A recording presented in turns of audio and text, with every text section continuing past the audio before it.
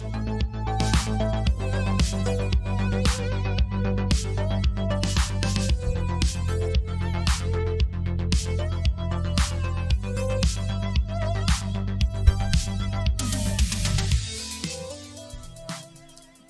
à quoi tu joues, épisode 3, jeux vidéo et vie adulte. Salut Jay. Salut Guillaume, comment ça va? Ça va très bien toi? Ouais, ça va, ça va. Quoi de neuf de ton bord? Écoute, Magic! Ah ouais? La semaine passée, vendredi, un set de Magic est sorti. D'ailleurs, c'est un mix and match avec Dungeon and Dragon. Pas un super bon set, mais super intéressant comme mécanique. Fait que, shout out à Magic. Pour ça, j'ai bien hâte d'y jouer. Puis toi? Écoute, je sais pas grand chose de neuf, mais tous mes amis sont en vacances cette semaine. Moi, je commence ouais. juste la semaine suivante. Fait que je me suis pris une journée de congé là, hier pour aller gamer avec eux autres. Je me souviens pas la dernière fois qu'on a fait ça, là. Ça devait faire au moins 2 ans. C'était certainement avant la pandémie. Puis même à ça, là, ça fait un petit bout. Fait qu'on est 6, on s'est ramassés chez un ami. Puis on avait tous nos ordis, puis on a gamé de 10 h le matin à... Pas si tard que ça en soirée, là, parce que, je veux dire, la dynamique est plus tellement la même qu'elle était avant. Un land de vieux, comme on dirait, là. Exactement. Mais tu sais, on a passé pas mal toute la journée à gamer. On a joué un petit peu à Hearthstone. On a essayé des jeux sur Steam. Pas très concluant de ce côté-là, mais c'est quand même le fun d'en essayer en gang comme ça, là. Puis, écoute, c'était le fun. Ça m'a ramené à des vieux souvenirs, là. Je veux dire, ça fait pas si longtemps que ça. Mais il y a une époque où est-ce qu'on faisait ça, là, presque à toutes les semaines, tu sais. Ouais. Puis, alors, c'est... tu dois le savoir toi aussi, la vie adulte vient avec certaines contraintes qui font que on peut plus passer autant de temps sur nos passions puis nos hobbies. Puis c'est correct niveau, aussi. Autant au niveau responsabilité qu'au niveau physique, là, tu sais, je pense qu'on passer minuit à cette heure, on cogne des clous facilement. Ouais, c'est vraiment plus difficile. Je pogne des mal de tête aussi quand je joue trop longtemps, là. Mais écoute, c'était bien cool. C'était bien cool, puis je suis pas fâché là, d'avoir une vie adulte avec une vie en dehors des jeux vidéo, parce que quand j'étais plus jeune, il y a une période où j'étais presque obsédé, là, surtout du temps que je jouais à Diablo 2. Mais, j'ai connu ça. T'as connu ça aussi? Mais oui. Fait que c'est ça, maintenant qu'on est adulte, ben ça vient avec certaines contraintes, puis je pense que c'est une bonne chose, là. Ça nous mène vers le thème du jour, qui est d'ailleurs pour les gens qui sont un peu comme nous, mais avec encore plus de responsabilités, les jeux vidéo et la vie adulte. Donc, être parent, avoir une maison, avoir plus de responsabilités que juste à meubler ses fins de semaine, si on peut dire, là. Tu dirais-tu que tu games autant que tu voudrais, toi, ou trop, ou... En ce moment, si j'avais à mettre un niveau sur mon niveau de gaming, je dirais que je game un petit peu trop encore, là, pour ce que je devrais, là, mais écoute, des fois c'est dur d'arrêter. En tout cas, j'en parlerai tantôt, mais ils viennent de sortir un nouveau jeu, là, puis je sens que l'addiction va être là, tu sais. Fait que non, je game sûrement encore un peu trop, mais je suis chanceux, tu sais. J'ai pas tant de responsabilités encore, là. J'ai pas de maison, j'ai pas d'enfants, fait que je pense que j'en profite un peu aussi pour ça, là. Ouais, je te comprends. Moi, j'ai quand même diminué là, par rapport à ce que c'était il y a une couple d'années. Comme je disais, là, au secondaire, je jouais trop à Diablo 2. Puis après ça, ben il y a World of Warcraft qui est sorti. Puis j'ai joué pendant peut-être 2 mois. Je me suis rendu À World compte of Warcraft, ça? À World of Warcraft, ouais. Je me suis comme rendu compte que ce jeu-là était pour bouffer trop de temps dans ma vie. Puis tu sais, ça fait presque 20 ans que c'est sorti? 19 ans, peut-être? Ça fait longtemps, là. Écoute, j'ai un de mes amis qui a joué depuis le début quasiment, là, puis écoute, il vient juste d'arrêter, là. Okay. Il est rendu à 32. Shout-out à Anatar, by the way. Si t'écoutes mon podcast, Pascal, shout-out à toi qui a été longtemps un fan de World of Warcraft. Je pense que c'est un des jeux qui peut justement te rester accroché longtemps, là. Ah, vraiment, tu sais, il y a du monde qui était là au début puis qui sont encore là. C'est le cas de notre invité, on va pouvoir y en parler tantôt. Mais bon, ce que je disais là, c'est que j'ai décidé d'arrêter de jouer après juste 2 mois parce que pour moi, c'était le jeu parfait pour bouffer tout mon temps parce que il est bien fait, c'est super le fun. J'avais mes amis qui étaient dedans aussi. Puis je pense que je sortais du secondaire où c'était à peu près à ce moment-là. Fait que j'ai décidé de dédier ma vie à. J'ai continué de jouer à plein d'autres choses, là, mais je voulais pas tomber dans ce piège-là, dans le fond. Mhm. Puis, fait qu'après ça, il y a eu une couple d'années où j'ai joué un petit peu moins. Puis depuis 1 an ou 2, là, j'ai recommencé un peu plus, peut-être 1h30, 2 heures par jour le soir. Je joue surtout à StarCraft. Si je calcule le temps que je joue à Hearthstone sur mon téléphone, par exemple, ça rajoute peut-être 1 heure ou 2 Ouais, la parce journée, que là, le gaming a évolué aussi avec le temps. Là, avant, on faisait juste jouer sur l'ordi, mais à ce temps, on joue sur à peu près n'importe quoi. Là. On peut inclure aussi des jeux à la limite hors Internet, hors ordinateur. Là, j'ai parlé de Magic tantôt, c'est une forme de gaming. C'est une sorte de gaming qui coûte cher aussi. Là. C'est ça. Le gaming a évolué depuis ce temps-là. Fait que maintenant, tu peux jouer 3 minutes sur ton téléphone si tu veux pendant que tu es à la salle de bain. Il n'y a plus autant de commitment à avoir. C'est sûr que si tu joues à League of Legends, ça va te prendre 40 minutes, là, mais tu peux jouer Vas-y. C'est parce que tu parlais de salle de bain, puis c'est exactement ça l'exemple que j'avais dans la tête. Là, Miss Dog qu'on a reçu dans le premier épisode m'a fait jouer à Wild Rift un petit peu. Puis j'avais joué pas mal à League of Legends là, à l'ordi. Puis lui, il avait dit probablement en joke que la meilleure place pour jouer, c'était aux toilettes. Puis je l'ai essayé, tu sais, parce que les games sont relativement courtes. Là, ça peut être 10-15 minutes. Non, je peux pas faire, tu sais, je veux dire, c'est pas des actions. Il y a une action là-dedans qui demande pas mal de concentration. L'autre, ça se fait presque tout seul, mais je suis pas capable. Ça fonctionne pas, là. C'est juste pas possible. T'as tellement besoin d'être concentré puis actif là, dans League of Legends que ça fonctionne pas. Désolé si je vous ai fait une image mentale. Je pense que vous le faites peut-être vous autres aussi là, à Hearthstone ou d'autres jeux. À différents niveaux, ouais. Non, tu sais, pour ma part, j'ai longtemps gamé quand mettons, je prends l'étape de ma vie en peut-être 19 puis 24 ans, c'est là que j'ai eu pour la première fois un ordinateur de gamer à moi. C'est là que j'ai maximisé mon temps sur mon ordi. Là, mais c'est pas que je le fais pas aujourd'hui, mais aujourd'hui c'est un peu différent. Je travaille sur mon ordi maintenant à journée longue. Fait que c'est sûr que la transition vers le gaming à partir de 5h, 5h30, ça se fait tout seul. Là, mais je dirais que c'est un peu différent dans le sens que je vais peut-être arrêter plus tôt, peut-être faire des gaming sessions moins longues ou c'est ça.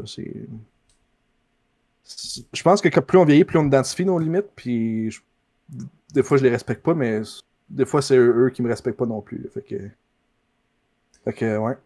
Ouais, mais c'est sûr qu'il faut s'en mettre des limites parce que sinon ça empiéterait sur c'est des choses sur lesquelles il faut pas que ça empiète. Là. C'est tellement facile de les oublier aussi quand on a des amis qui jouent avec nous.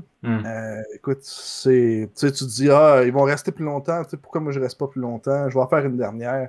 Mais une dernière va peut-être mener à une deuxième dernière. Puis ceux avec qui j'ai joué longtemps à Smash le soir, ils vont savoir de quoi je parle. Là. Quand je calais ma dernière, là, ça voulait dire on va jouer un autre 15-20 minutes. Là, fait que, ouais, non, c'est ça. C'est de savoir connaître ses limites puis savoir les respecter aussi. En fait, je pense que c'est l'évolution naturelle d'un gamer.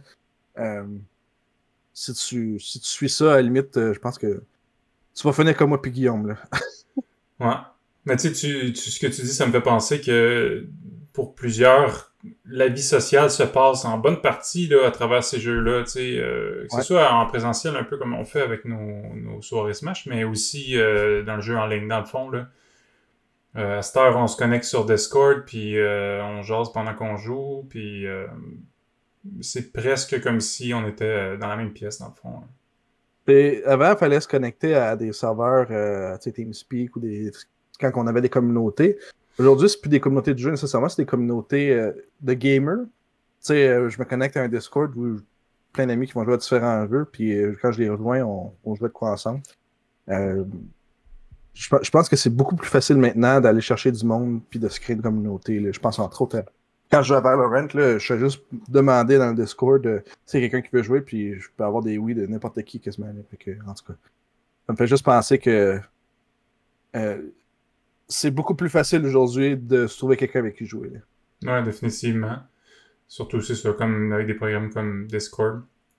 Puis tu me fais penser aussi que pendant la pandémie, une chose qu'on faisait un peu avec mon groupe d'amis, c'est que, tu sais, on s'était fait un voice chat avec la possibilité de streamer, évidemment, là.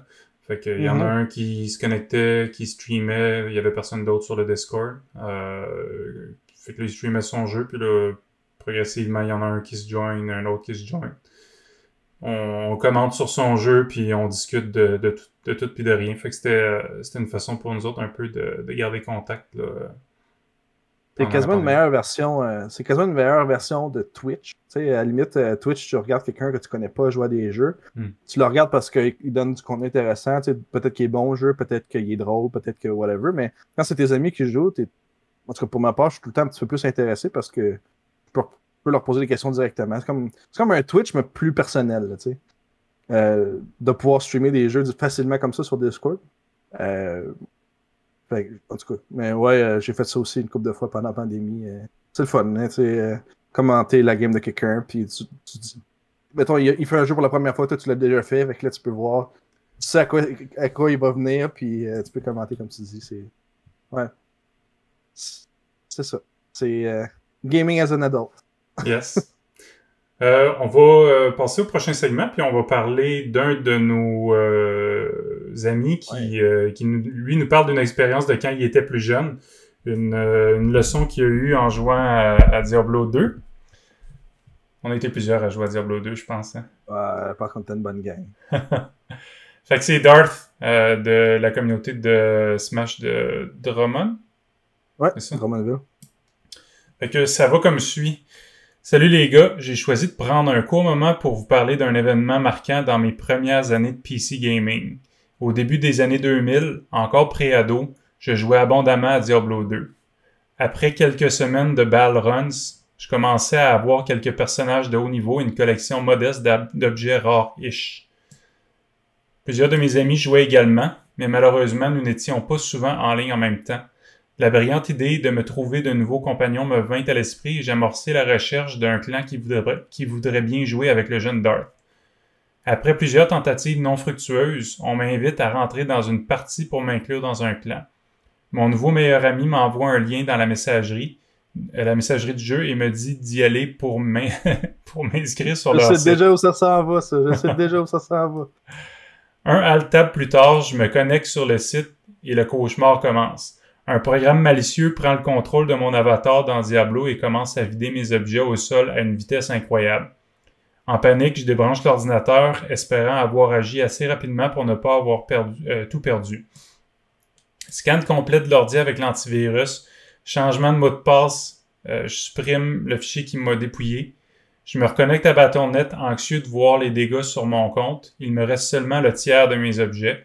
Mais j'ai reçu du malfrat une solide leçon sur les interactions en ligne. J'espère que ma mésaventure vous a fait bien rire et ou rappeler votre première fois que vous êtes fait flouer par un scam. Merci, Darth. Écoute, j'ai... Mon frère scammait du monde.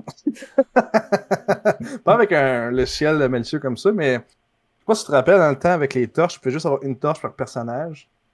Fait que... quand tu voulais échanger une torche à quelqu'un, il fallait qu'elle drop, tout allait chercher. Puis mon frère, ce qu'il faisait, c'est qu'il faisait dropper la torche au gars, puis il bloquait le chemin dans l'acte 3 dans un des passages, là, puis là, l'autre, il ne pouvait pas aller chercher sa torche, fait qu'il perdait sa torche. Il attendait que le gars se log out, puis après ça, il embarquait sur un nouveau personnage, puis il venait chercher la torche. C'était genre vraiment... en tout cas... Hey, c'était quoi l'avantage d'avoir plusieurs torches? C'est loin, là...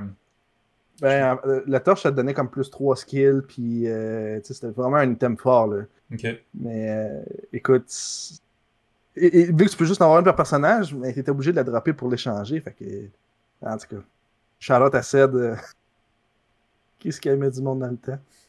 Diablo 2 était pratiquement... il y avait tellement une grande porte ouverte à se calmer du monde, justement, là aussi. Les dupes, il y a eu une époque des dupes. Tu pognais un item, tu te loguais out, l'item disparaissait. Parce qu'il y avait le même ID qu'un autre item. Ça a été. Pour ceux qui se sont fait scammer, ça a été un désastre total. Là. C'était difficile de truster du monde dans Diablo 2. Ouais. Mais c'était un Christy de bon jeu qui était vraiment conçu pour te garder au keep. Puis quand tu te faisais scammer, tu sais, le nombre d'heures que je me mets dans la peau de Darth, là, le nombre d'heures que tu pouvais passer sur ces jeux-là, c'est vraiment dévastateur là, de se faire voler la moitié de tes items. Ah ouais. Parce que ça vient avec un très très grand nombre d'heures de jeu, là, probablement. Ouais, ben comme toi puis moi, on en a mis pas mal des heures. Là, je dis pas que j'ai tout perdu comme ça non plus, mais si j'avais à perdre autant d'items, là, parce que tu sais, on se rappelle que c'était comme calculé en HR qu'on appelait les high runes, là. Pas tout tes HR, là, puis tu veux plus farmer, tu veux plus jouer. Là, t'attends une semaine ou deux, puis là, ça revient, c'est comme, on repart. J'avais joué à Diablo 1 avant de jouer à celui-là. Puis tu me corrigeras ouais? si je me trompe, là. Mais dans Diablo 1, si tu mourais, il fallait absolument que tu ailles chercher ton corps, sinon tu perdais tes items. Je m'en rappelle pas, j'ai pas joué tant que ça au premier. Ben, il me semble que c'était comme ça. Puis, fait que quand j'ai joué à Diablo 2 pour la première fois, j'ai joué un bon bout sans mourir. Puis là, je suis mort. Je sais, ben, en fait, non, ça m'arrivait de mourir. Puis là, j'allais chercher mon corps, puis mes items, puis tout ça. Puis là, il y a une fois où est-ce que je suis mort, puis non, mais j'étais pas capable d'aller chercher mes items. Parce que je me faisais tuer à chaque fois ou quelque chose comme ça. Fait que là, je me suis mis à paniquer parce que là, je pensais que j'étais pour perdre mes items. Mais bon, je pense qu'il me semble qu'il suffisait de log out puis ton corps était au milieu du village, c'est ça? Ouais. Exactement. En tout cas, le petit sentiment de panique était pas le fun. Là. Ça n'a pas duré super longtemps, là, mais j'avais eu peur. Ouais, non, c'est des beaux souvenirs. Mais, merci Dark pour l'histoire, hein, très apprécié. Ouais, merci Dark. Fait qu'on va y aller avec tes nouvelles, Jay? Ben, en fait, avant ça, je voulais juste inviter les gens. Si vous avez des histoires comme ça à nous raconter, là, qui sont arrivées, des petites anecdotes cocasses, là, de pas nous les envoyer. Discord, Facebook, Twitter, on n'est pas sur Instagram. On est où donc? Facebook, Twitter, Discord. Ben, YouTube, commentaire YouTube, ça serait bon aussi. Ouais. On va tout prendre vos histoires là, si vous en avez, n'hésitez pas. Puis ouais, on va passer à la section nouvelles. Donc, écoute Guillaume, je sais pas si tu as regardé Summit 11 de Smash Melee en fin de semaine, mais Mango a gagné. Mango est un joueur de Cloud9, donc joueur très très populaire. Puis avant même là, de rentrer dans le... Ben, je sais pas s'il était rentré dans le tournoi, mais au début du tournoi, il avait dit que il méritait pas son invitation à Summit. Pour ceux qui ne savent pas c'est quoi Summit, c'est comme un tournoi basé sur des invitations spéciales. Là, faut que soit tu mérites ta place ou tu gagnes une loterie ou quelque chose comme ça, je me rappelle plus. Puis c'est ça, c'est vraiment sur invitation. Puis Mango a été invité parce que c'est un des top players. Au début du tournoi, il disait j'aurais pas dû être invité, j'ai joué comme de la merde, je vais jouer comme de la merde toute la fin de semaine.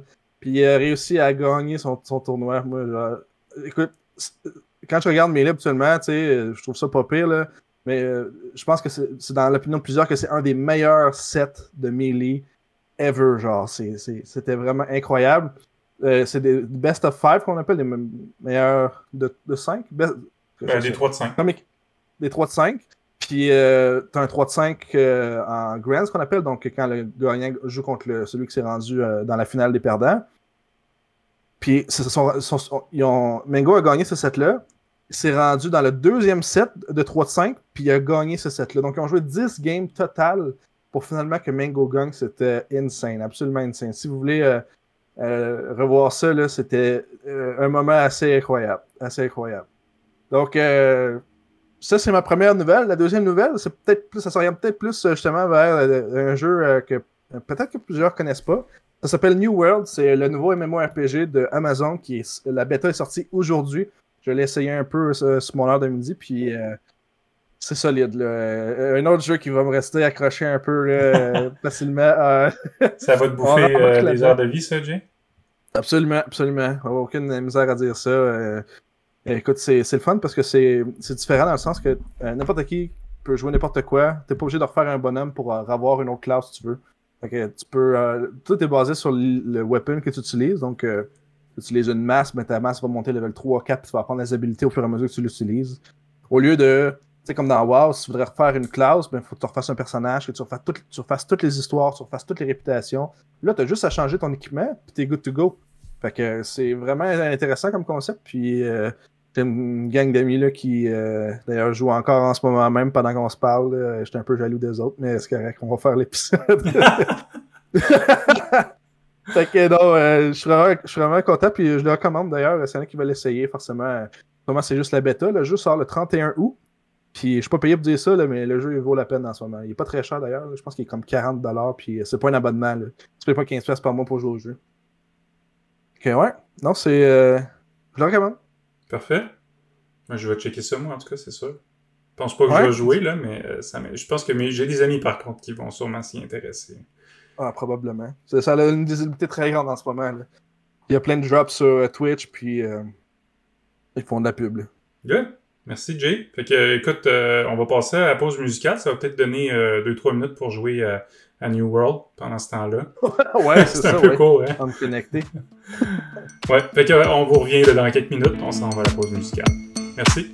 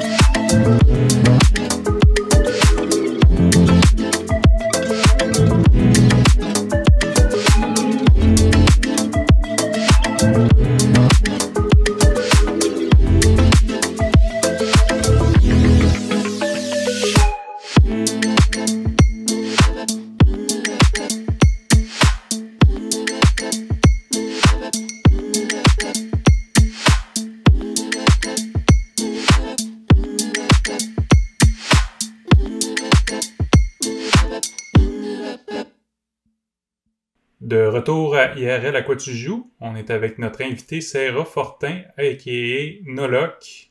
Sarah qui est un bon ami à moi, un ami d'enfance, là. On s'est connus à peu près au milieu du secondaire. Puis on s'est suivis là, depuis qu'on se connaît dans le fond. On est toujours... on se voit relativement fréquemment. Là. Ça peut être à toutes les semaines ou une fois ou 2-3 mois à peu près. Mais on se parle assez fréquemment aussi, là. Ça va bien, Sarah? Ça dépend s'il y a le COVID ou pas, là. Ça dépend beaucoup du COVID, ouais. Ouais. Oui, ça va très bien, vous deux? Ouais, super. Ouais, ça va, merci. Sarah, peux-tu nous parler de toi un petit peu, pourquoi on t'a invité, dans le fond, d'après toi, là, tu sais? Oh mon Dieu, ben écoute, ça sera peut-être pas un grand spoiler parce que je suis un gamer, là. Fait que c'est un aspect de ma vie, puis c'est un aspect qui a pris beaucoup de place, qui prend encore beaucoup de place dans ma vie, puis dont je pourrais dire que je suis fier, en fait, là, d'être gamer, de faire partie de cette grande communauté-là, même s'il y en a plusieurs, puis qu'on peut la décomposer et tout. Je sais pas si vous voulez que je parle un peu, tu sais, à l'extérieur de ça, mais bon, professionnellement, très rapidement, j'enseigne à l'université, je suis chargé de cours en éducation physique et à la santé. Fait que j'enseigne des cours de pédagogie, notamment là, aux futurs enseignants en éducation physique. Je suis aussi étudiant au doctorat, puis je travaille sur différents projets de recherche là, en lien avec la pratique d'activité physique chez les jeunes, notamment là, âge primaire, âge secondaire.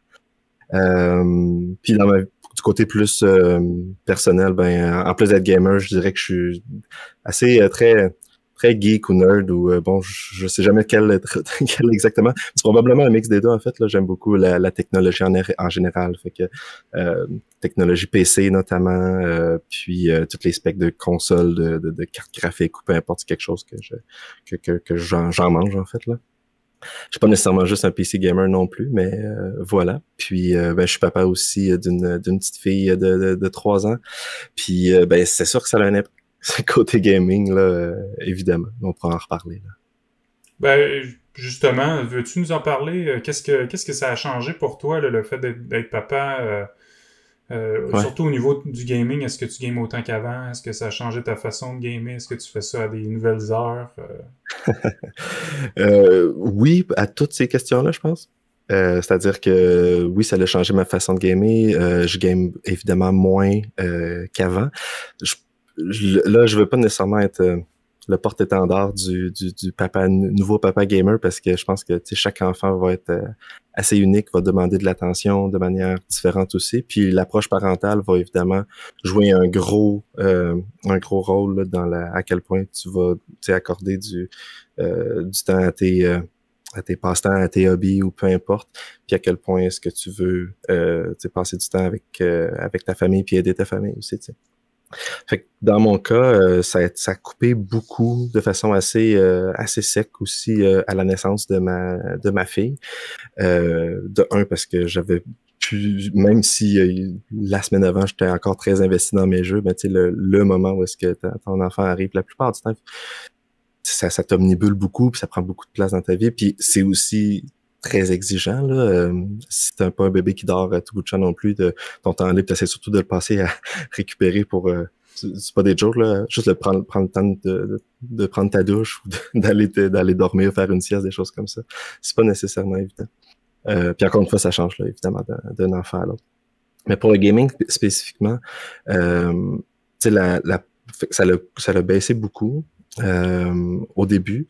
Puis la première chose que j'ai coupé, en fait, c'est tout ce qui est des jeux online. Parce que n'importe quoi que je pouvais pas faire pause, c'était très problématique. Ou il fallait que je m'attende à faire comme, bon, ben, j'abandonne ma game. Fait que, au début, je me disais, tu sais, mettons, je me pars une game d'Hearthstone ou quelque chose comme ça. Ouais, finalement, c'était plus frustrant que je pensais de juste abandonner ma game. Même si je me disais, tu sais, c'est casual, c'est pas grave, là. Fait que tout ce qui était online sans pause, j'ai un peu plus mis une croix là-dessus, ou je jouais encore pas mal à World of Warcraft dans ce temps-là, puis je m'arrangeais pour être dans des zones où est-ce que je serais pas nécessairement en danger, où j'allais sur des altes ou des choses comme ça, où est-ce que ça me dérangeait pas de mourir si jamais j'avais à quitter rapidement, dans le fond, là. Parce que c'était beaucoup une question... Vas-y. Jouais-tu seul ou jouais-tu avec des amis à ce moment-là? Puis, en fait, je pose la question parce que je veux savoir, est-ce qu'ils t'attendaient si tu jouais avec des gens? Oui, ça arrivait évidemment, oui, qui m'attendait. Je pense surtout à WoW à ce moment-là, c'était probablement le jeu principal dans lequel je jouais encore. Puis tu sais, à ce moment-là, j'avais arrêté de raider. Les raids dans ce temps-là, c'était de 10 à 30 personnes à peu près. Nous autres, on raidait à peu près à 12, 13 personnes, mais c'était rendu un peu trop. Puis c'était des engagements aussi.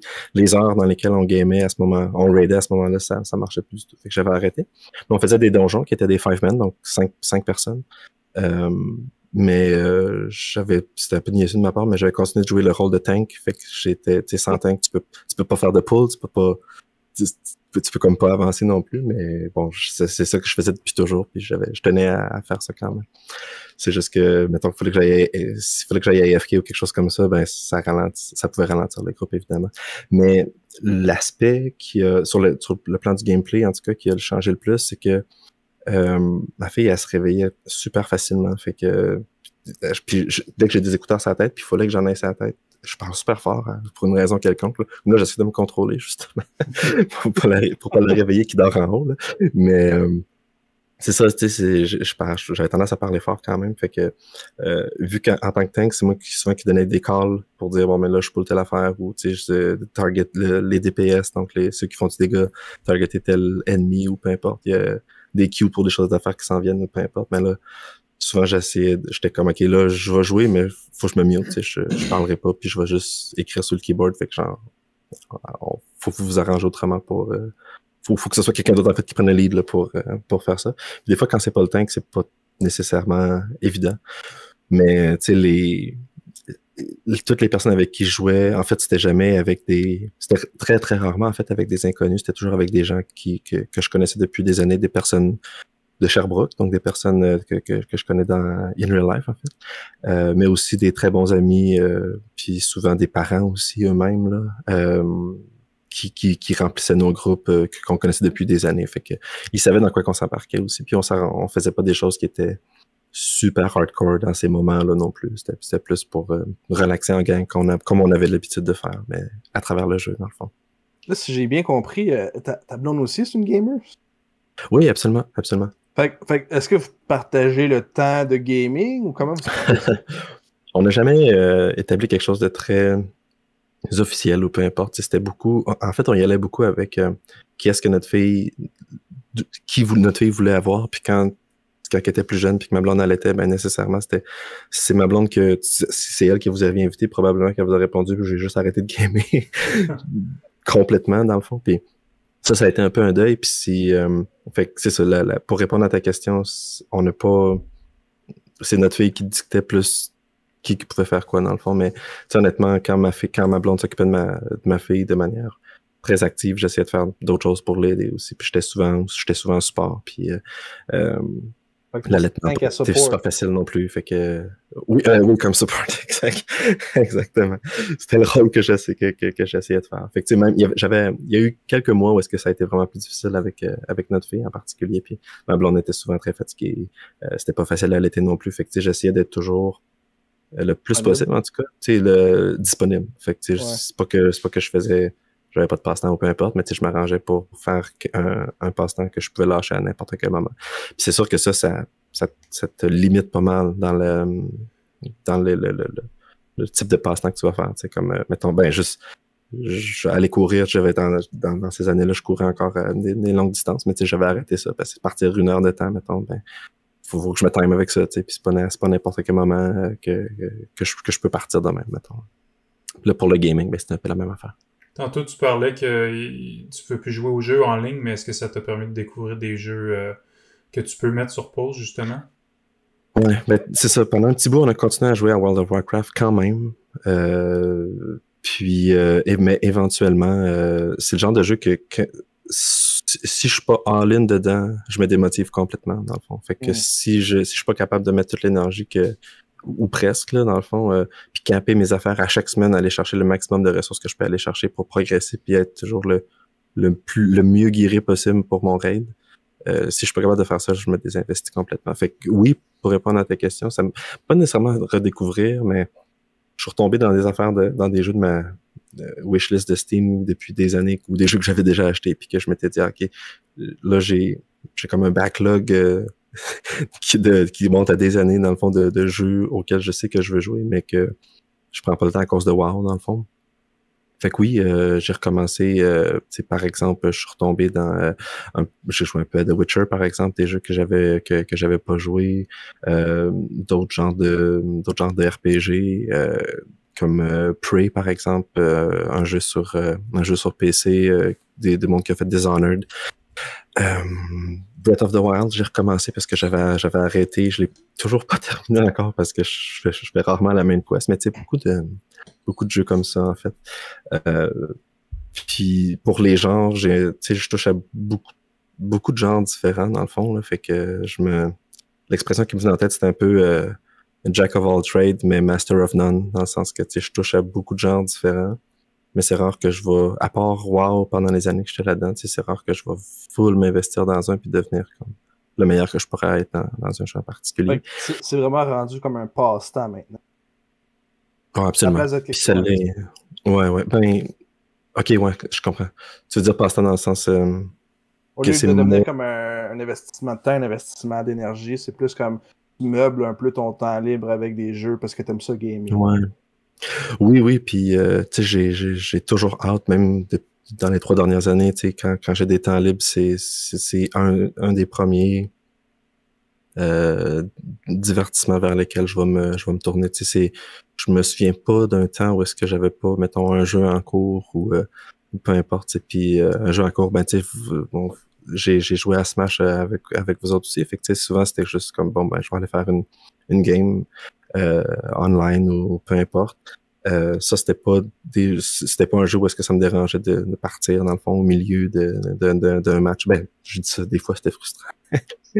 Quand même, tu sais, les enjeux sont pas super gros. Que ce soit Smash sur Wii U ou Ultimate, là. Fait que, c'est ça. Mais oui, ça reste certainement mon passe-temps principal. Puis un passe-temps que je compte garder, tu sais, même comme ma blonde est enceinte, on attend un deuxième enfant, puis tu sais, à moins que ce soit qu'on ait des problèmes de santé quelconques ou peu importe. Merci beaucoup. Je compte continuer à gamer le plus longtemps possible, tant que je vais avoir les capacités de le faire, en tout cas. Tu vas-tu présenter les jeux vidéo à tes enfants éventuellement? C'est quelque chose que tu as en tête? Oui, je pense. Puis tu sais, déjà, on l'a exposé à certains jeux. On a commencé par... Pas Fortnite. Non. Non, je pense pas que... Honnêtement, j'ai jamais joué à Fortnite. J'ai regardé pas mal de streams, par exemple. Quand je me suis intéressé un peu au Battle Royale, là. Mais j'ai jamais... J'aurais pas été vers lui, en tout cas. Là. Ça aurait été plus être PUBG ou quelque chose comme ça. Mais pour revenir à la question, le premier jeu auquel on l'a exposé, c'était Animal Crossing New Horizon, le plus récent sur la Switch. Puis, je pense que ça a été assez gagnant, je dirais, dans le sens que tu sais, juste montrer, elle adorait ça, voir ça. Puis là, on creusait le E de son nom, par exemple, dans le sable. Fait que là, elle reconnaissait son E. Puis graduellement, après ça, c'était bon, ben, tu sais, dans le fond, la manette, c'est avec ça que tu contrôles, tu sais, le personnage. Puis là, c'est un peu, elle était jeune, elle avait à peine 2 ans à ce moment-là, je pense. Puis, fait que oui, on l'a exposé à des jeux. Puis mais honnêtement, pour la suite, je sais comme pas trop comment procéder non plus. Tu sais, comme là, elle nous regarde jouer de temps en temps. Tu sais, ça arrive. Elle sort du bain avec maman, puis je suis en train de jouer soit à Zelda ou à Smash ou à peu importe. Puis tu sais, elle sait. Ah, c'est un jeu de bataille, papa. Je suis comme oui, c'est ça. Mais pour y donner mettons la manette dans les mains puis dire ok ben go. Honnêtement, je sais pas trop. Puis je pense que mon réflexe, ça serait peut-être d'aller vers pas nécessairement nos classiques d'enfance super punitifs, là, mais un genre de side-scroller qui serait pas super difficile. Tu sais, commencer par du 2D, en tout cas, puis après ça, progresser vers du 3D. J'ai l'impression que ça serait peut-être plus facile pour commencer. Ouais. Mais en même temps, je suis pas trop sûr. Là. J'ai pas commencé à réfléchir à ça, mais on s'est dit, genre, moi puis ma blonde, on en a pas full parlé non plus. Là. Fait que si tu regardes ça, Anne, je m'excuse, mais je me disais vers 4 ans, tu sais, peut-être commencer tranquillement, mais vraiment, vraiment pas beaucoup. Puis tu sais, mettons, moi, personnellement, c'était plus à 6. Puis que là, à 6, mais là, on pourrait peut-être laisser des temps un peu plus longs, dans le fond, là, pour du gaming. Mais essayer de trouver un équilibre de vie quand même là, dans tout ça, tu sais. Ouais, peut-être que ça l'intéressera même pas non plus, là, c'est une possibilité aussi, là, mais avec, avec 2 parents qui aiment ça, j'imagine qu'elle va avoir un petit essai au moins. Effectivement. J'ai en tête un couple plus âgé, là, ils doivent avoir dans cinquantaine avec qui on jouait à WoW, puis tu sais, la femme, c'était elle qui jouait le plus. Son mari jouait un peu, mais c'était très casual. Puis leurs 3 enfants, ils étaient à l'âge d'aller au college aux États-Unis.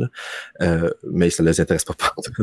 Fait que c'est un exemple, évidemment, parmi tant d'autres. Là. Fait que j'imagine que ça se peut. Mais en même temps, on verra. On verra. Je serais bien content, en tout cas. Moi, c'est un peu l'inverse, mais en fait, je dis ça, ben, ma mère, je sais qu'elle joue quand même à des jeux vidéo. Elle a joué au Sonic, à Mario, quand on était très jeunes, mais elle a lâché ça rapidement. Puis aujourd'hui, ils veulent rien savoir de ça. Moi et mes 2 frères, on est des gamers les 3. Là, je sais pas si c'est une question de toi, t'aimes pas ça, toi, tu vas aimer ça. La génération d'après va pas aimer ça. Puis, je sais pas, mais en tout cas, ça se peut. Ça se peut. Ouais, effectivement. Ben, des fois, ça a un peu mauvaise réputation aussi. Puis, tu sais, je veux dire, je te posais la question si tu voulais faire jouer ta fille. Peut-être qu'il y en a pour qui c'est une aberration, tu sais, de penser à faire ça, mais ça dépend comment c'est amené, ça dépend. Il faut établir des limites, puis ce genre de choses-là. Puis je suis sûr que c'est toutes des questions auxquelles vous avez déjà pensé, là. Ouais, puis en même temps, on y pense, mais on va s'adapter beaucoup à qui elle va être à ce moment-là, tu sais, je pense. Ça va être quoi ses besoins, puis, tu sais, évidemment, on partira pas nécessairement avec des choses qui sont ultra violentes ou peu importe, là, ça va Pas Grand Theft Auto en partant, mettons. Là. Exactement. Exactement, tu sais. Ou Doom, ou peu importe, là. Fait que, fait qu'il va y avoir des choix à faire qui vont être, il va falloir qu'ils soient le plus réfléchi possible, puis on verra si... mais c'est ça, on s'adaptera. Ça me fait penser, moi, ma mère, de mon côté, elle a pas voulu qu'on ait que j'aille de console. Ma soeur, elle a 6 ans de moins, fait qu'elle était pas mal plus jeune. Mais ma première console que j'ai eue, c'était un Nintendo 64, mais toutes mes amis ont eu des NES puis des Super Nintendo après ça. Fait que j'ai beaucoup gamé au NES, Super NES, mais c'était juste chez mes amis. Puis c'est juste avec le 64 que là, j'ai commencé à gamer davantage. Ou est-ce que là, ma mère a dit qu'elle était assez vieux pour avoir tes affaires, mais mettons qu'elle a été pas mal... Elle aurait aimé ça que je joue juste à Mario, mettons, mais pas à GoldenEye, mais c'était pas le cas. Fait que... GoldenEye, c'était tellement bon. En tout cas, sur la 64, aujourd'hui, tu y rejoues puis tu fais comme... Ouais, c'était moyen, mais dans ce temps-là, en tout cas, moi, j'ai adoré. Ah, moi aussi. C'était... Ouais. Je voudrais qu'on aille parler un peu plus de... Parce que tantôt, tu as mentionné que tu étais un professeur chargé de cours à l'université pour l'enseignement en éducation physique et de la santé.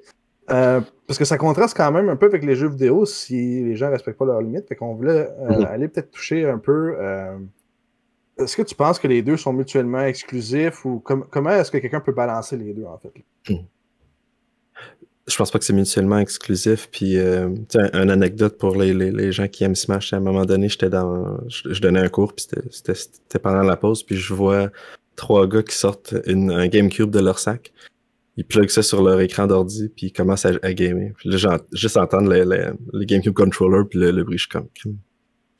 Je suis pas mal sûr que c'est Melee, ça. Fait que je m'en vais voir, puis effectivement, il était en train de jouer à Melee pendant une pause d'un cours, tu sais. Puis c'est des futurs profs d'éduc. Tu sais, avec les années, ça fait depuis 2014 que j'enseigne, puis j'en ai vu quand même plusieurs des joueurs gamers, mais tu sais, certains... capable de spotter dans tes cours, les gamers? Genre, t'es vois-tu tout de suite ou ça... Non, hein?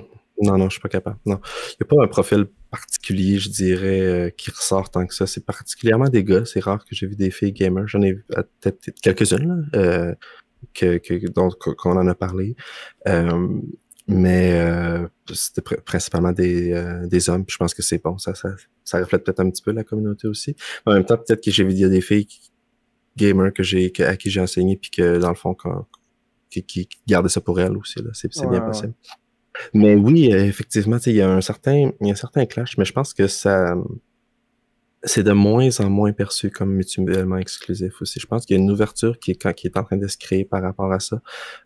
Juste un exemple, c'est pas un projet de recherche sur lequel moi-même je travaille personnellement, mais à notre faculté, on a une collaboration avec le Collège Mont-Saint-Anne qui a un programme e-sport. À cette place-là. Puis c'est un projet de recherche qu'on a mis en place pour essayer d'accompagner les jeunes athlètes de e-sport, dans le fond, pour balancer le mieux possible le temps qu'ils passent avec les jeux vidéo, qui est du temps de pratique et tout, mais avec les saines habitudes de vie aussi. Donc, évidemment, avec l'activité physique, mais l'alimentation, le sommeil. Fait que c'est essayer de créer un tout, puis beaucoup de de voir ça. C'est sûr que là, c'est plus facile de vendre ça à des joueurs compétitifs, mais de montrer l'impact que avoir des saines habitudes de vie peuvent avoir sur ton efficacité comme gamer aussi. Tu sais. Mais ultimement, je pense que c'est beaucoup par la voie du bien-être en général.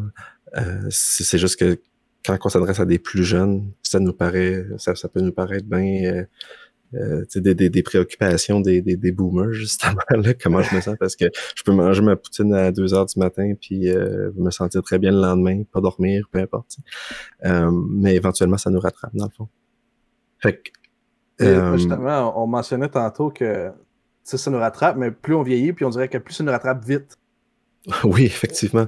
Ben, puis ça, c'est sûr que plus si on a des bonnes habitudes en partant, on met les chances de notre côté aussi, autant sur le plan physique, mais sur le plan de ça peut être de la motivation aussi, ou juste de la capacité, plus tu es en forme, plus c'est facile pour toi ça va être facile pour toi de faire de l'activité physique aussi.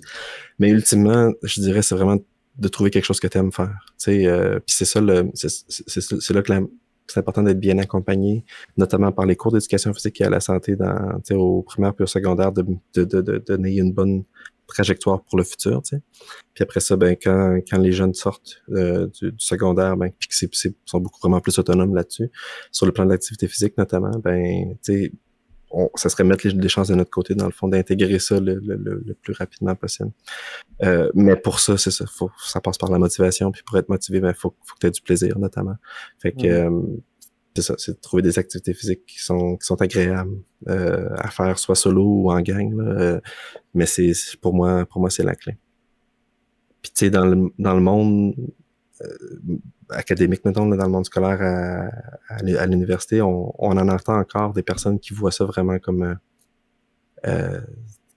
qui peuvent pas forcément de manière positive, en fait, le jeu vidéo, puis qui vont prendre des exemples pour dire, tu sais, à la place de jouer à un jeu vidéo comme si c'était automatiquement quelque chose de négatif, alors qu'ils prendraient jamais l'exemple de à la place de lire un livre ou à la place de regarder un film, c'est vraiment vers le jeu vidéo qui fait qu'il y a encore certaines personnes qui démonisent ça peut-être un petit peu trop.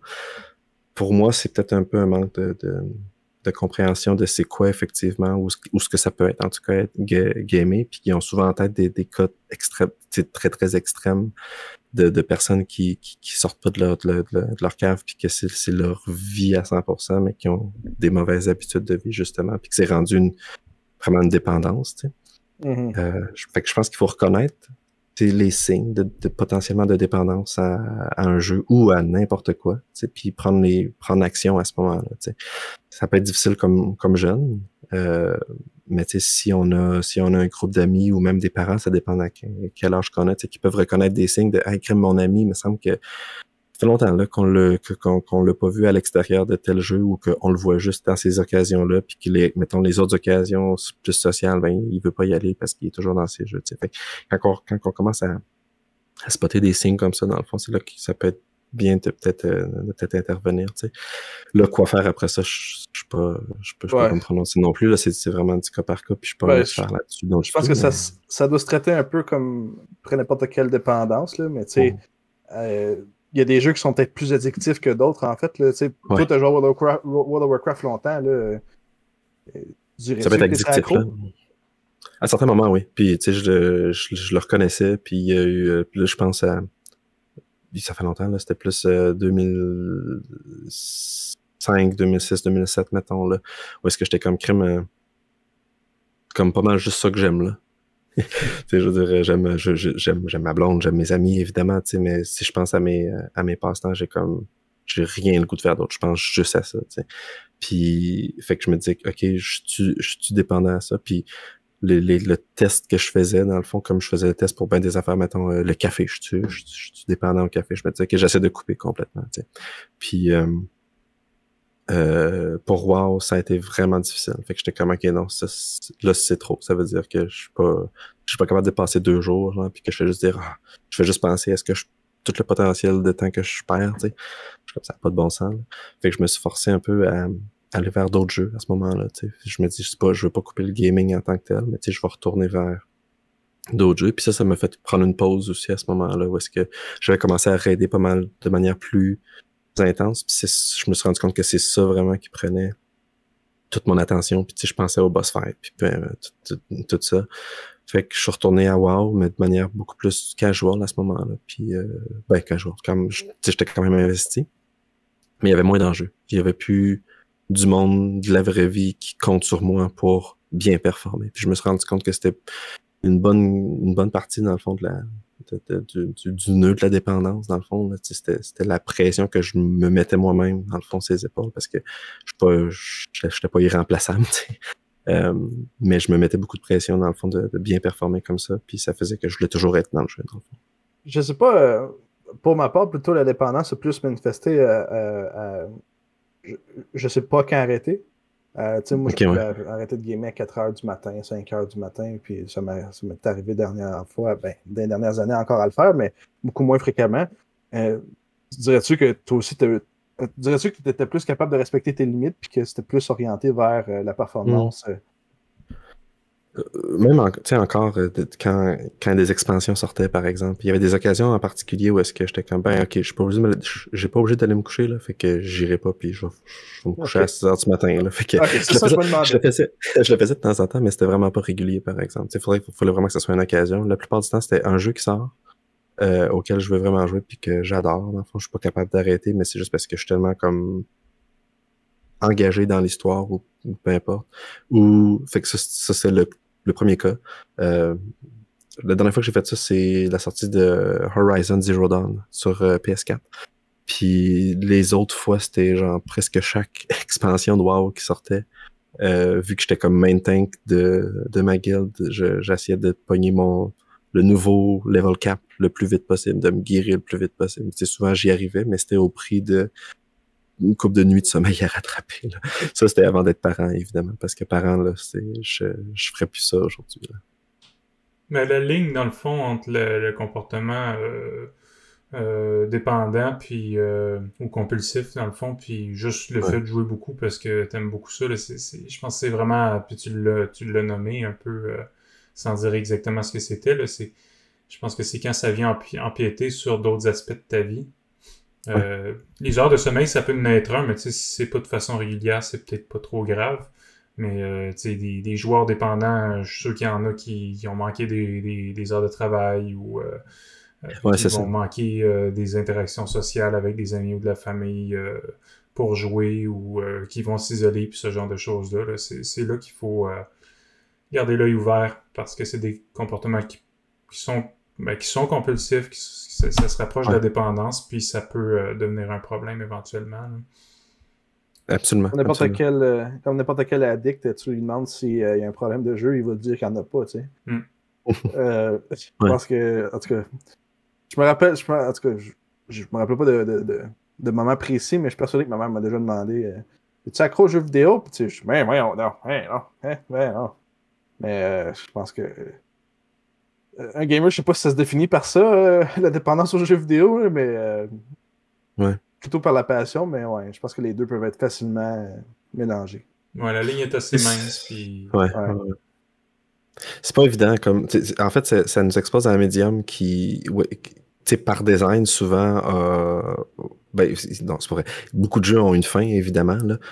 Mais tu sais, ça peut être long, là. C'est comme un livre, tu sais, de plusieurs milliers de pages que tu vas commencer à lire puis que tu vas pas t'arrêter de lire, mais tu vas pas nécessairement dire que tu es dépendant parce que tu t'as dormi juste 4 heures, parce que tu as fini de lire trop tard, parce que tu l'as pas arrêté de lire, parce que tu étais à un bon moment. Tu sais, si tu trouves un bon livre, comme si tu trouves un bon jeu ou une bonne série télé que tu binges puis que tu restes sur Netflix puis un autre épisode, t'es pas nécessairement dépendant de Netflix, c'est peut-être juste que tu as trouvé un bon show. Mais si c'est toujours ça, puis que tu fais rien d'autre, là, c'est vraiment différent, par exemple. Fait que je pense que la ligne est comme vous dites, les gars, mais c'est ça, de voir, d'être capable de voir la distinction entre, OK, là, un choix conscient de continuer parce que je suis vraiment dans le jeu, mais tu sais, je sais que c'est pas de manière régulière, puis que demain, ben, je vais passer à autre chose ou peu importe, là.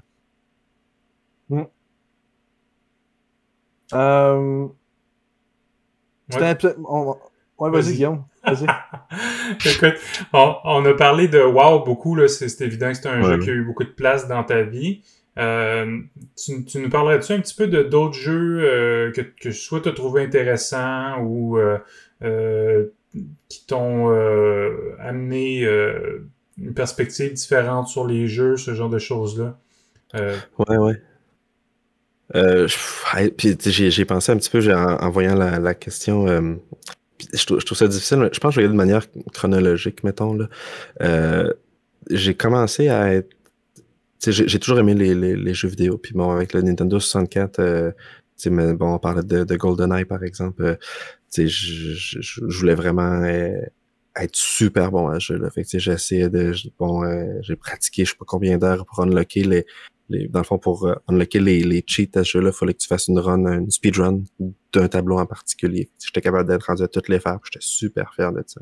Fait que ça, je pense que ça a été comme la première expérience qui m'a fait me rendre compte que j'étais bon à des jeux vidéo, dans le fond, ou en tout cas comparativement à mes amis. Soit j'étais bon, ou soit en tout cas je mettais beaucoup de temps là-dedans. T'sais. Fait que ça, c'est probablement le premier exemple.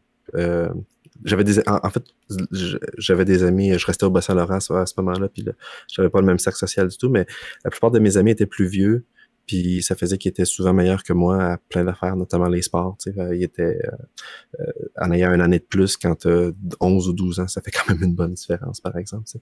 Fait que là, avec cette niche-là, dans le fond, qui était comment, j'étais reconnu dans mon cercle social comme étant très bon à ça, mais ça me c'est quelque chose dont j'étais fier, dans le fond. Après ça, on avance de plusieurs années. Je pense que le jeu qui m'a fait réaliser le potentiel des jeux le plus, c'était Morrowind. Je me souviens pas en quelle année, mais au secondaire, là, cégep.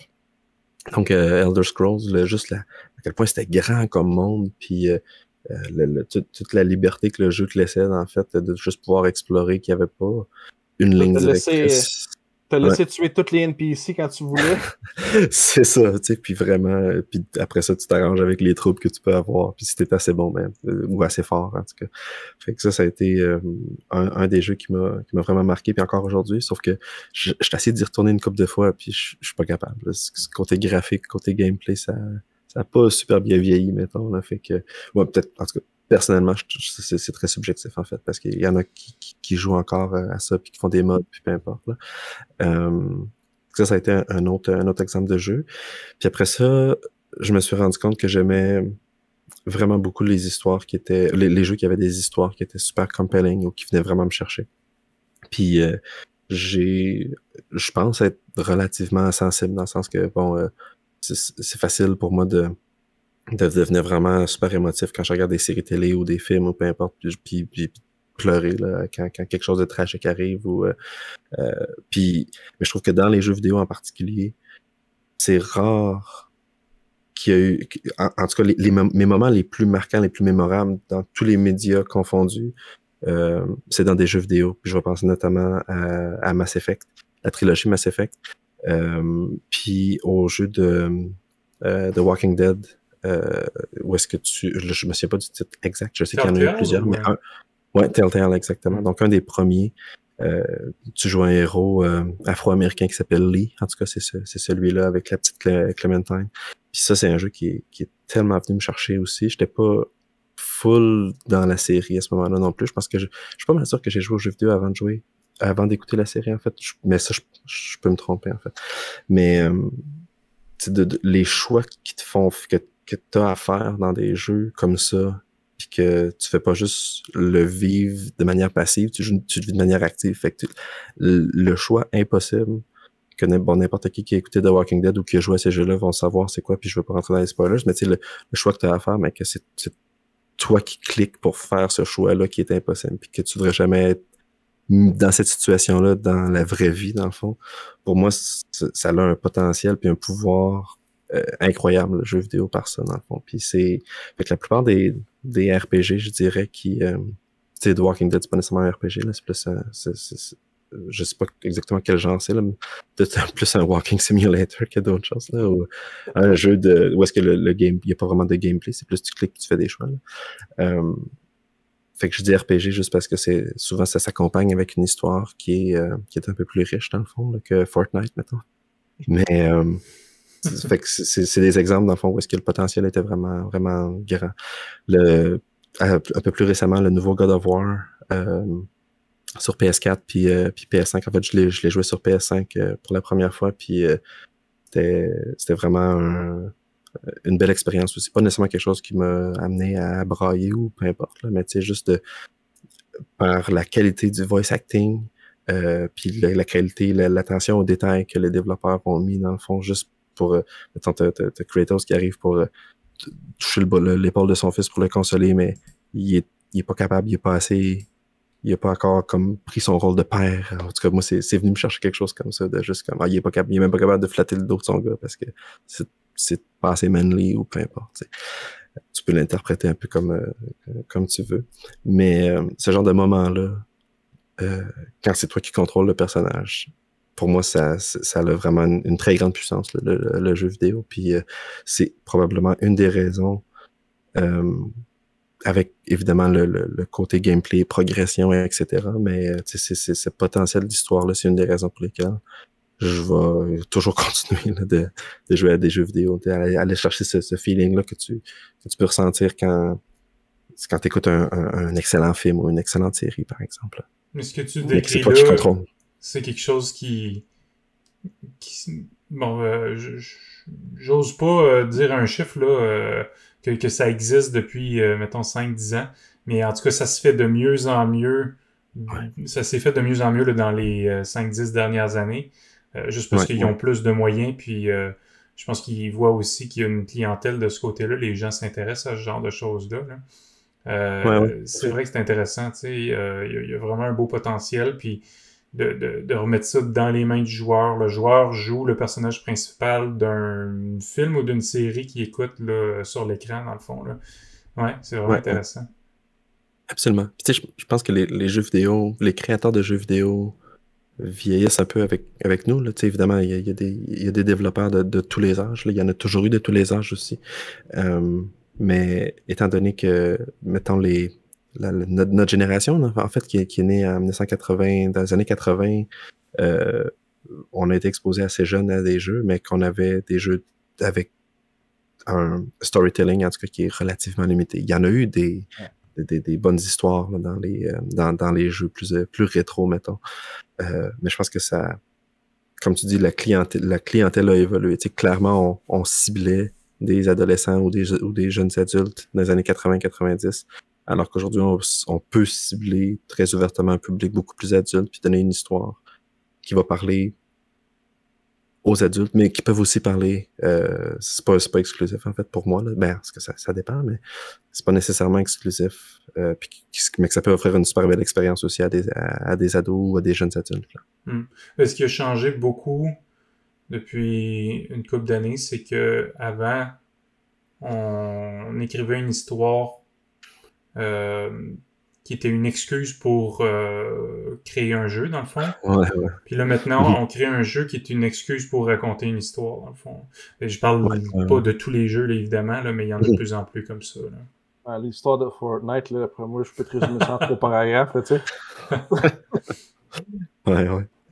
Mais oui, effectivement, je suis d'accord. Puis c'est le fun de voir que... en fait, je pense qu'il y a beaucoup de collaborations, puis j'en ai pas nécessairement en tête, mais des personnes qui ont des histoires à raconter puis qui se disent, ben, tu sais, le médium par lequel je vais passer, je veux que ce soit le jeu vidéo. Puis, en fait, un exemple de ça, c'est pas nécessairement pas une histoire en tant que telle, mais c'est une expérience, en tout cas, que les développeurs voulaient faire vivre. Puis c'est Hellblade, Senua's Sacrifice. J'ai joué au jeu, j'ai adoré le jeu, puis après ça, j'ai écouté le documentaire sur le jeu. Puis dans le fond, tu joues un personnage qui est schizophrénique. Puis les développeurs ont collaboré avec des personnes qui souffraient de différentes maladies mentales, dont la schizophrénie, pour vraiment essayer d'aller capturer l'essence de c'est quoi vous ressentez, puis de faire vivre ça aux joueurs. En fond. Fait que c'était un moyen de sensibiliser l'audience, dans le fond, à qu'est-ce que ça peut être. Puis évidemment, bon, c'était une histoire mythique avec la mythologie viking puis tout. Là. Fait que c'est pas comme si t'étais dans les rues de Sherbrooke ou de Montréal en 2021, mais quand même, dans ce côté gameplay, c'était super bien fait, puis ça m'a fait vraiment apprécier, en fait, une autre facette que le jeu vidéo peut apporter, justement, sur le plan de la sensibilisation. Là. Puis que c'est super puissant, justement, parce que tu le vis comme joueur, par rapport à lire sur, c'est rare que tu vas être autant investi à moins que tu connaisses une personne ou que ça t'affecte de près ou de loin là, dans ta vie personnelle. T'sais. Sarah, merci beaucoup d'être venu sur l'épisode aujourd'hui.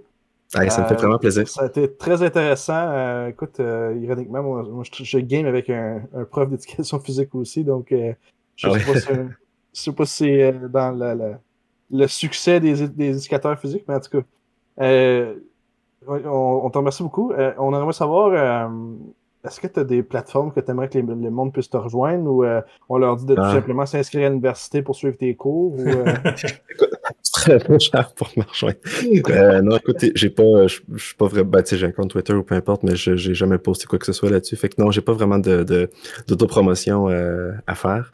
Par contre, si jamais il y en a qui veulent discuter, je suis sur le groupe Discord, le IRL, fait que vous pouvez me rejoindre par ici, là, si jamais vous voulez discuter ou peu importe, juste joiner le groupe Discord. Puis vous me taguez, Noloc, je vais être là. Mais quelle belle promotion de notre Discord. Merci beaucoup, c'est vraiment apprécié. Ça fait plaisir. Merci de m'avoir reçu, les gars, c'était vraiment le fun. Ouais, merci Sarah, c'était vraiment intéressant. Écoute, on t'invite à rester, là, il nous reste, on fait juste la conclusion, tu vas pouvoir rester et danser avec nous sur la musique d'outro que tu n'entendras pas. Ah oui. Fait que c'est tout, fin de l'épisode 3, gang, merci beaucoup d'avoir été avec nous autres. Merci Sarah, merci Jay. On va vous inviter à nous suivre là, sur Facebook, sur Twitter, sur YouTube. On vous invite à vous abonner puis à faire vos commentaires par rapport à la séance d'aujourd'hui. Oui. Dites-nous donc là, qu'est-ce qui a changé dans vos vies depuis que vous êtes plus vieux que vous étiez il y a une couple d'années. Est-ce que vous gamez différemment? Qu'est-ce qui a changé exactement pour vous? Êtes-vous dans votre pic de gaming? Êtes-vous dans votre pic? Êtes-vous que vous êtes accro aux jeux vidéo? N'hésitez pas à nous dire, à nous raconter vos histoires. On aime ça, entendre ça. Ça nous permet de se rendre compte qu'on n'est pas seul à avoir vécu ça. T'sais, nous, on est rendu trentaine, début trentaine. On a vécu des choses, mais je pense qu'il y a beaucoup de gens qui vont passer dans les mêmes chemins que nous. Oui, donc, Guillaume, comme tu le dis, subscribe, like, comment. Si vous nous écoutez sur iTunes, Google Podcasts ou Spotify, suivez-nous, c'est gratuit, on aime ça quand on voit les chiffres monter, ça nous encourage beaucoup à faire le prochain épisode. Puis, j'ai-tu oublié une plateforme?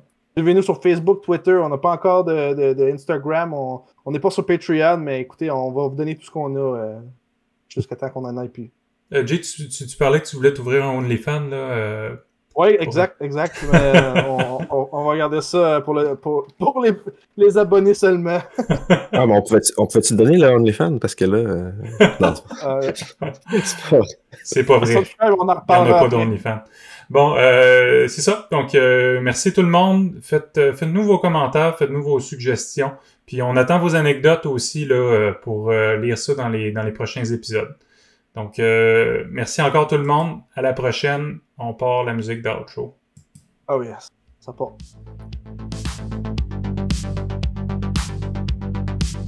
On est tous sur 3 beats différents.